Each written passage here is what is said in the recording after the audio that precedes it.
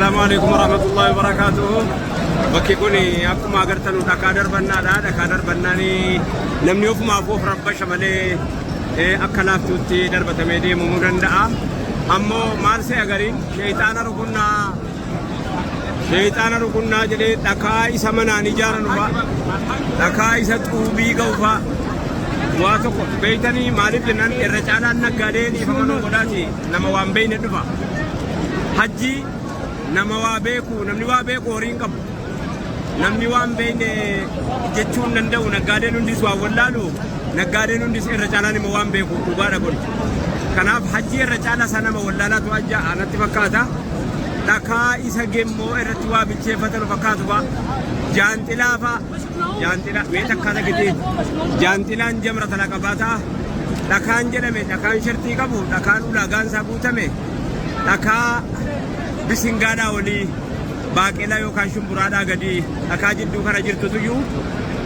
wanni dhakaan kun darbatamuuf amrii rabbii gochuu qofa malee waa biraa tokko illee hin qabu. Ajajaa ergamaa rabbii hojjechuu qofitti malee waa tokko miqinaata sababa itti barbaaduun hin danda'amu. Sababa kana jechuun ajajamaa ta'uu kan kee agarsiisuudha mirkaneessuudha. Amma wanti godhamaa jiru namni garii warri Iskaandineeviyaa fa'aa warri karaa Olo karaa Azerbaajaan kana karaa bakka adda addaatti dhufanu dhakaa gemmoo ga'u gangalfatanii dhufan jennaan sheeyni tokko gaaf tokko maali dhakaa kana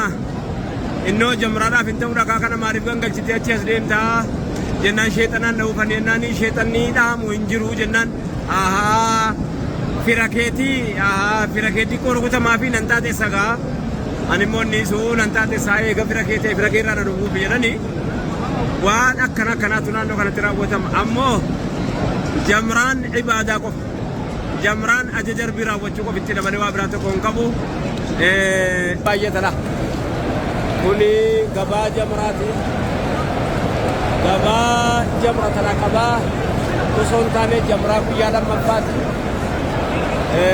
addunyaan guutuun asitti wal argaa akkaan deema inni kaan olu taadha inni kaan gadu taadha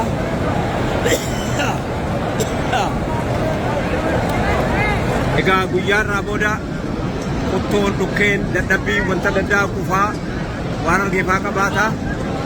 bakki kufaa qabu kun bakki utaalloo qabu kun immoo waan ho'aa kanatti haajoma qullubbii waan akkanaatiin ogeessuun barbaachisaadha nama duraan kufaa qabu fa'aa maaliif jennaan qaama isaa dadhabee guyyaa 3-4 deemsarra ture obsarra ture sabriirra ture keessaanii dadhaba alaanii dadhaba egaa jamraanuma si yaadachiisuufanii rabbi si nafi hunda keessanuu salaamu alaikum warahmatullahi wabarakatuh